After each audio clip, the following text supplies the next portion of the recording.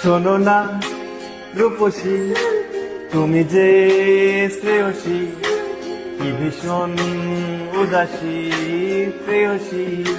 না না না না না না, জীবনের গলিতে এ গানের কলিতে চাইছি বলিতে ভালোবাসি। চোখের জলের আড়ালে খেলায় শুধুই দেখেছিলে যন্ত্রণারী আগুন নীলে পড়েছি যে বুঝনি তা। অভিমানে চুপটি করে এসেছি তাই দূরে সরে, বোঝাতে চেয়েও পারিনি তাই বোঝাতে লুকোনো কথা।